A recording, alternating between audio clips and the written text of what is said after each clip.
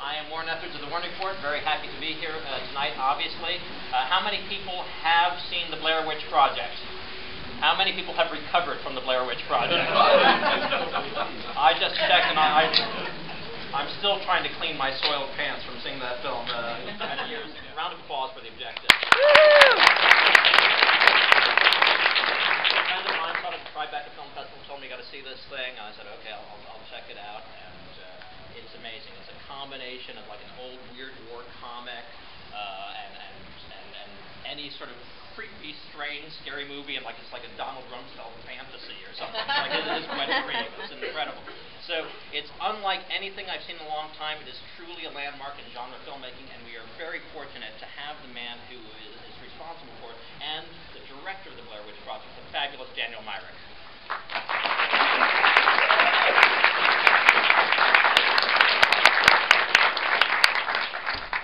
You're so unassuming seeming, and you just scared the pants off of me several times. But welcome. Thank you. Great to be here, guys. I promise to keep my pants on this time. Good. So, do you want to tell us anything about the film in advance? Really, I just hope you guys enjoy it. I'm so glad that you're here. It's an honor, to be here. It's just like I was saying before. It's like I'm a big sci-fi freak and horror freak and music freak, and this is like all the above. So this is fantastic. So enjoy it. Hope you guys like it. Fabulous, Daniel Myrick.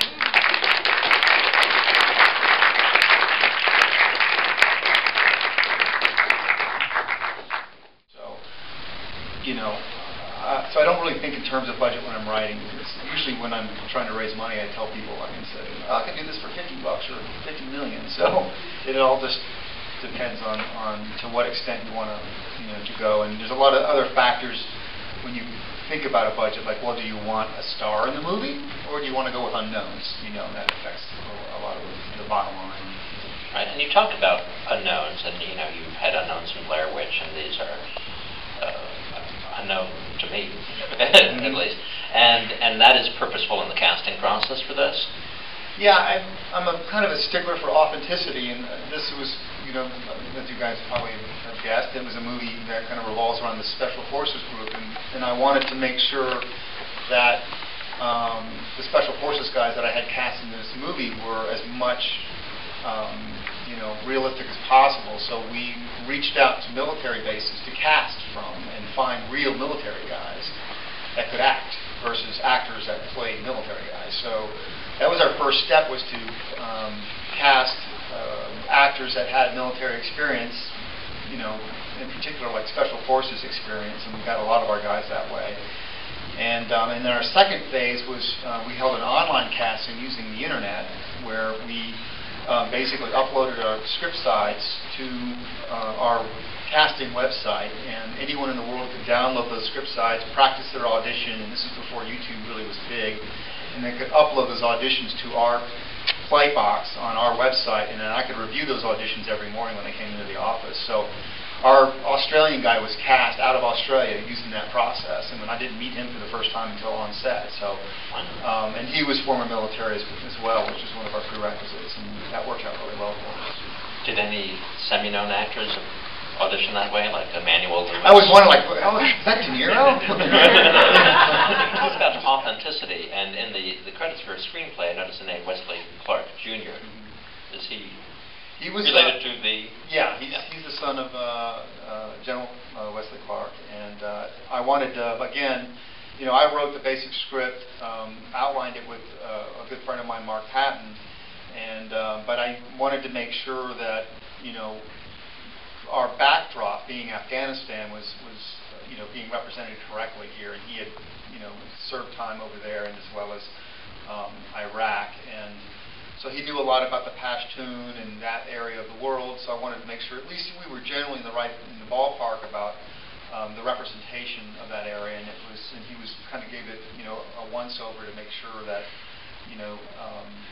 titles were right, names were right, the way they spoke, the way they handled things were right. And then we had a lot of technical advisors on set that were all former military that had worked in those areas as well. So again, everything down to the tactics they would use, I wanted to make sure it was right on the money. So when a Special Forces guy watches the movie, they say, okay, that's what we would do. That's how we would handle that situation or not.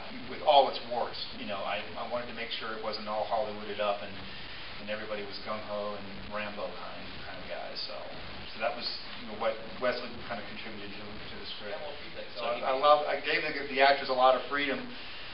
Kenny, who played KT in the movie, was the 20-year SEAL. He was like a major badass, but a really nice, kind of down-to-earth, really kind of soft-spoken guy. But it was really fascinating to hear their perspective on what was going down, both conflicts that we were involved with, as well as what this movie was. And I, wanted to make sure I wasn't like overtly doing any big political statement here, because at its heart, it's a thriller. But I wanted to make sure that these guys are real, and that Special Forces guys aren't these robots. They've got human characteristics because they're humans. So I wanted to make sure they were represented correctly, and my actors went a long way to helping that out. You say you don't want to make a political statement, but somewhere Paul Wolfowitz will see this and go, "I told you!" Well, he'll probably going to tap my phone or something. Yeah, I mean, the thing is that I'm, some people don't like the ambiguity in the movie, and others like it. And I think for me, nothing's really black and white. Everybody has a role, and the Special Forces guys represent one piece of the overall pie we're involved with. They've got a mission to do. They're trained to do what they do, and you need those guys. And then you've got our CIA guy that has his agenda, all working for the same supposed end goal, but obviously there's an internal conflict with these two forces. And then, what is the triangle? Ultimately. 10 years, please. So, speaking of authenticity, you had the courtesy not to shoot this in Vancouver. Well, we tried. Well, Morocco was, I had never been to Morocco, and we had our producers, Jeremy Wall, knew a contact producer in Morocco and set us up with a meeting over there. So we initially went over there and did a location scout.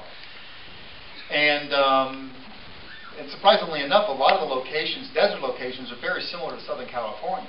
And we even did some scouting in Southern California. But what Southern California doesn't have are these wonderful villages and supporting casts, like the chief and all those guys in that dinner scene at the beginning of the movie are all local cast, and you just get a look. You just get this sense of place when you're shooting there on location. It just can't be duplicated for any amount of money, in my opinion. And so when we went over and did location scouting, I just felt that was really the best thing to do, was shoot it there. And those, like the Berber villages that we went into, didn't even have electricity. Those places were really kind of have been there for hundreds of years. So just had this amazing production value that you just couldn't have even duplicated if you had the money. So it was kind of a no-brainer for me to kind of shoot over there, and it was tough. We shot in 19 days, and we blasted it out really quickly. But the people were incredibly hospitable, and the crews there were very, very professional. They had shot Babel there and Alexander, a couple of big Hollywood movies, so they're really well versed on how to shoot a movie there. So we got lucky because we were the only film in Morocco at the time, so we got the entire A crew working on our film. But yeah, I mean, just talk about it. That's the main thing. If you guys genuinely like the movie, then tell your friends. Tell them, talk about it, and that's the best. That's the best advertisement. It's just good word of mouth. I'm going to ask